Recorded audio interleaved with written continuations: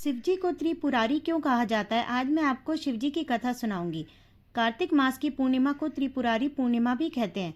धर्म ग्रंथों के अनुसार इसी दिन भगवान शिव ने तारकाक्ष, कमलाक्ष और विदुनमली के त्रिपुरों का नाश किया था। त्रिपुरों का नाश करने के कारण ही भगवान शिव का नाम त्रिपुरारी भी प्रसिद्ध हुआ। भगवान शिव ने कैसे किया त्रिपुरों का नाश, अब मैं यह कथा सुनाऊंगी। ब्रह्मा जी ने दिया था अनोखा वरदान।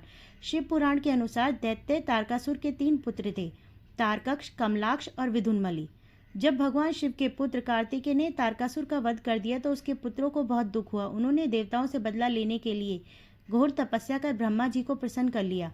अब ब्रह्मा जी प्रकट हुए तो उन्होंने अमर होने का वरदान मांगा, लेकिन ब्रह्मा जी ने उन्हें इसके अलावा कोई दूसरा वरदान मांगने के लिए कहा। तब उन तीनों ने ब्रह्मा जी से कहा कि आप हमारे लिए 3 नगरों का निर्माण करवाइए। हम इन नगरों में बैठकर सारी पृथ्वी पर आकाश मार्ग से घूमते रहेंगे। 1000 साल बाद जब एक जगह मिलेंगे, उस समय जब हमारे तीनों पुर नगर मिलकर एक हो जाए तो जो देवता उन्हें एक ही बाण से नष्ट कर सके वही हमारी मृत्यु का कारण हो। ब्रह्मा जी ने उन्हें ये अनोखा वरदान दे दिया। माया दानव ने किया था त्रिपुरों का निर्माण। ब्रह्मा जी का वरदान पाकर तारकक्ष, कमलाक्ष और विदुनमली ने बहुत प्रसन्न हुए। ब्रह्मा जी के कहने पर माया दानव ने उनके लिए 3 नगरों का निर्माण किया। उनमें से एक सोने का, एक चांदी का और एक लोहे का था। सोने का नगर तारकक्ष का था, चांदी का कमलाक्ष का और वह लोहे का विदुनमाली का था। अपने पराक्रम से इन तीनों ने तीनों लोकों पर अधिकार जमा लिया था। इन दैत्यों से घबराकर इंद्र आदि सभी देवता भगवान शंकर की शरण में गए। देवताओं की बात सुनकर भगवान शिव त्रिपुरों का नाश करने के लिए तैयार हो गए। विश्वकर्मा ने भगवान शिव के लिए एक दिव्य रथ का निर्माण किया। ऐसे हुआ त्रिपुरों का नाश। चंद्रमा व सूर्य उसके पहिए बने।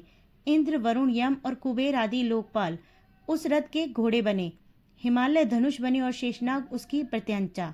स्वयं भगवान विष्णु बाण तथा अग्निदेव उसकी नोक बने। उस दिव्य रथ पर सवार होकर जब भगवान शिव त्रिपुरों का नाश करने के लिए चले तो दैत्यों में हाहाकार मच गया। दैत्यों में देवताओं में भयंकर युद्ध छिड़ गया। जैसे ही त्रिपुर एक सीध में आए, भगवान शिव ने दिव्य बाण चलाकर उनका नाश कर दिया।